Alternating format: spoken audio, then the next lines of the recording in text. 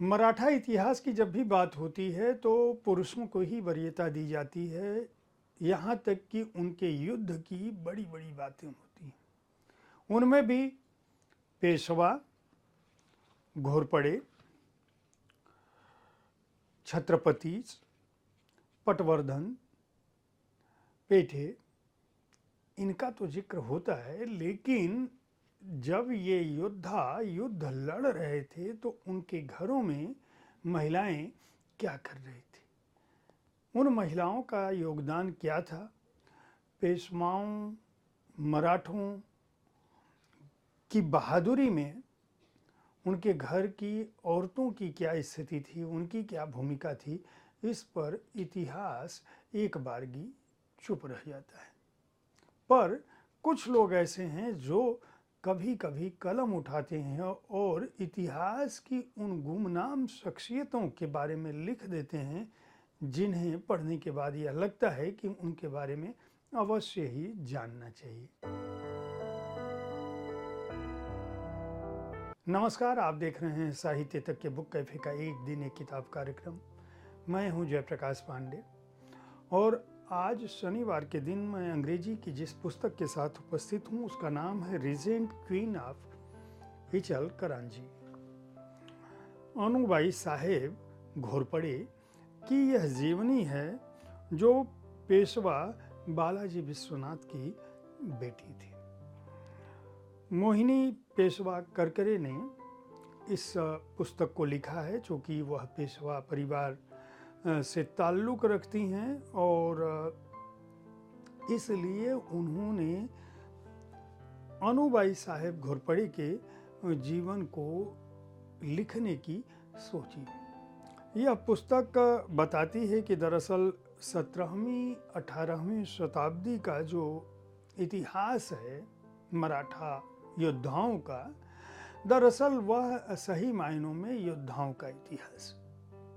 किस तरह से पुर्तगाली आ रहे थे, भारत पर अलग अलग क्षेत्रों में एक तरह की लड़ाई चल रही थी और उस दौरान किस तरह से मराठा योद्धाओं ने न केवल युद्ध जीते बल्कि एक बड़ी परंपरा और एक ऐसा कुटुंब कायम किया जिसमें योद्धाओं के अलग अलग छत्रप थे और उन छत्रपों का अपना कुछ शासन था। इन योद्धाओं के पीछे जो कुछ भी वह युद्ध लड़ रहे थे उनके पीछे कहीं न कहीं उन स्त्रियों का हाथ था, उनकी पत्नियों, उनकी बहनों, उनकी माँओं का भी हाथ था, जिन्होंने अपने पुत्रों को, अपने पति और अपने पिता को एक तरह से पूरी परंपरा के तौर पर वह लेगेसी उन्होंने देखते हुए अपनी आने वाली संतति को भी उसी तरह से युद्ध के लिए योद्धा के रूप में तैयार किया। अनुबाई साहेब की जीवनी भी उससे इतर नहीं है। यह पुस्तक पहली बार न केवल छत्रपति घोरपड़े और पटवर्धन और पेठे की पूरी वंशावली को सामने रखती है बल्कि अनुबाई साहब घोरपड़े के जीवन के बारे में बहुत कुछ बताती है।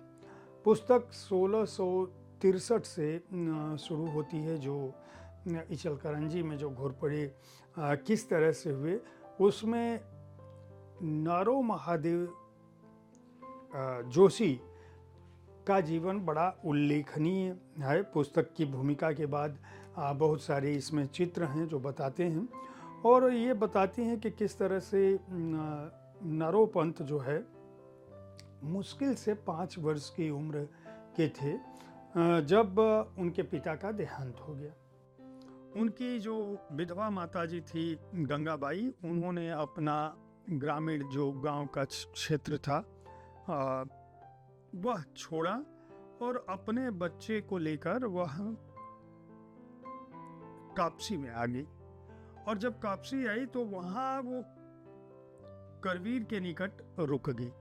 क्यों रुकी वो, यह पुस्तक की लेखिका का कहना है कि यह ज्ञात नहीं है कि वो वहाँ क्यों रुकी, लेकिन कापसी में वह जो है मालोजी घोरपड़े जो एक बहादुर योद्धा एक तरह से सेनापति थे छत्रपति शिवाजी महाराज के। तो वहाँ वो रुकी और उनकी शरण में अपने बेटे को दे दिया। मलो जी ने जो है वह उनके बच्चों को एक तरह से युद्ध के कौशल को सिखाया, उन्हें प्रशिक्षण दिया, प्रशासन का प्रशिक्षण दिया।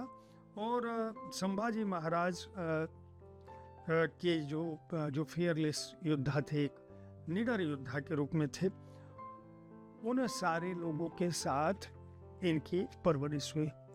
नरोपंत जब थोड़ा बड़े हुए और वह युद्ध में शामिल होने लगे, सेना में शामिल होने लगे, तो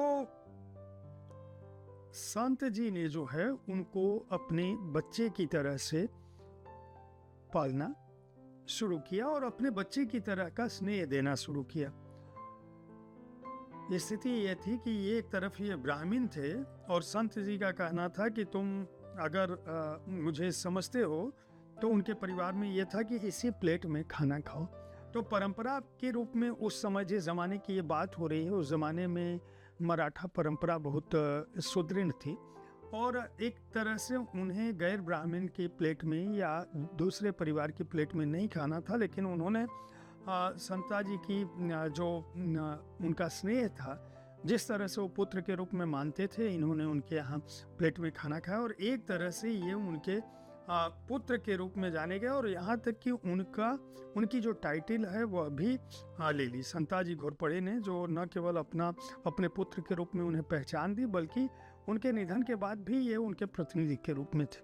उधर बालाजी विश्वनाथ का भी जीवन इसी तरह का था।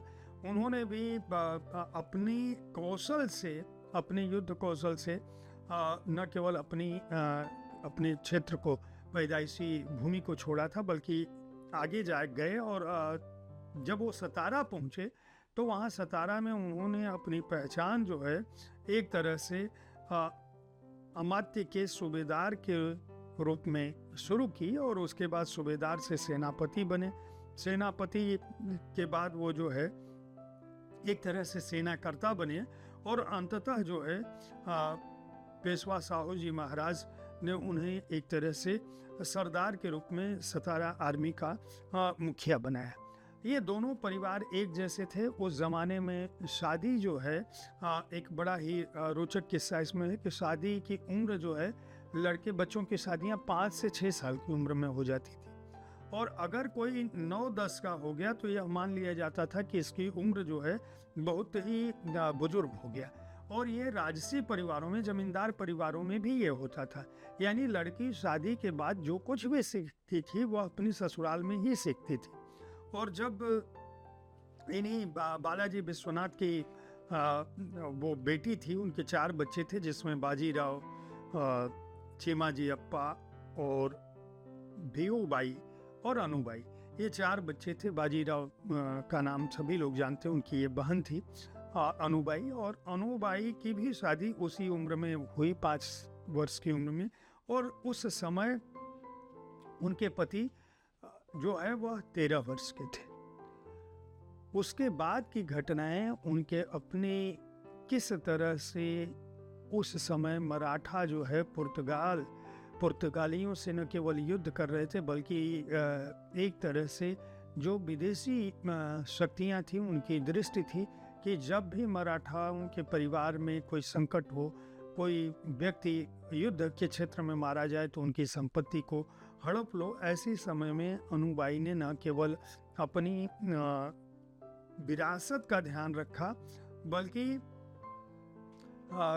जो घोरपड़े परिवार की विरासत थी उसको उन्होंने सजोया, अपने पुत्र के संरक्षक के रूप में उस राज्य की बागडोर संभाली, उस इलाके की रक्षा की जिसे उनके पति ने संरक्षित कर रखा था। बल्कि पोते के समय जब युद्ध हुआ और पुर्तगालियों से युद्ध कौशल बताने से लेकर उस परिपतन तक डायनेस्टी जो थी, पटवर्धन डायनेस्टी, इन सब के बारे में अनुबाई और वेंकट राव ने किस तरह से दूसरे लोगों की भी संरक्षा की, न केवल अपने राज्य की बल्कि दूसरे राज्यों की भी मदद की।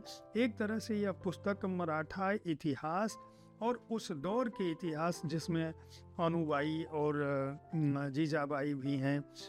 इसके अलावा उनके परिवार नारायण राव तात्या और उनका जो पोता है वेंकट राव दादा, जीजाबाई और अनुबाई, फैसलों में क्या गलतियां थी उनकी भी बात है। और अनुबाई का जो आखिरी कालखंड था उसको भी याद किया है।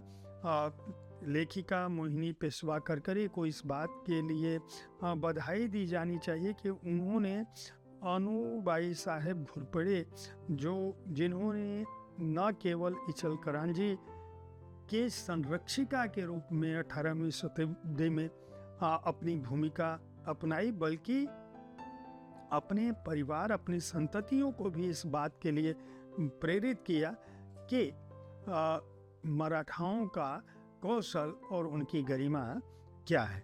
उन्होंने अपने अपने जो मायका है और अपना ससुराल, दोनों ही पक्षों की अस्मिता को, पहचान को, स्वाभिमान को विपरीत परिस्थितियों में भी बनाए रखा। और ये वो लोग थे जिन्होंने मराठा साम्राज्य को, जब हम मराठा साम्राज्य की बात करते हैं तो वह इन परिवारों के योगदान के बिना, इन योद्धाओं के योगदान के बिना पूरा नहीं होता। तो इस तरह से इस पुस्तक के लेखन के लिए मोहिनी पेशवा करकरे जी को बहुत बहुत साधुवाद कि इन्होंने इतिहास की एक बड़ी नायिका पर एक पुस्तक लिखी जो ऐतिहासिक तथ्यों और चित्रों के साथ, बल्कि समयावधि के साथ, उनके कालखंड के साथ उपस्थित है। साथ ही साथ इनके तथ्य कहाँ से लिए गए हैं यह बात भी उन्होंने रखी है। कुछ चित्र भी इस पुस्तक को बहुत रोचक बनाते हैं। इस पुस्तक का मूल्य 250 रुपये है और इचल करांजी स्ट्रीट का चिन्ह भी इसमें लगा है। इसके प्रकाशक जो है वह स्वयं एक तरह से इतिहास की इस पुस्तक को उन्होंने प्रकाशित किया है खुद से, और जिन लोगों ने योगदान किया उन सब का धन्यवाद दिया है। तो अगर आप इतिहास की कोई पुस्तक पढ़ना चाहते हैं तो इस पुस्तक को खरीद कर पढ़ सकते हैं। इस पुस्तक के बहाने आपको मराठों के इतिहास पर वह दृष्टि मिलेगी, वह उस कालखंड के बारे में और उन बहादुर महिलाओं के बारे में भी जानने को मिलेगा कि किस तरह से 5-6 साल की उम्र से विपरीत परिस्थितियों में जाने के बाद भी ये नायिकाएं न केवल अपने कुल परंपरा का ध्यान रखती थी बल्कि युद्ध के क्षेत्र में भी अपनी एक प्रमुख छाप छोड़ती थी। मैं उम्मीद करता हूं कि हर शनिवार को मैं जिन अंग्रेजी पुस्तकों पर अपनी राय रखता हूं वह राय आपको पसंद आती होगी, आप अपने पसंद की पुस्तकें खरीद पाते होंगे। मैं हर दिन इसी समय किसी न किसी एक पुस्तक के बारे में आपको बताता हूँ। साहित्य तक देखते रहें, बुक कैफे देखते रहें। इस कार्यक्रम के बारे में अपनी राय से अवगत कराना ना भूलें। धन्यवाद।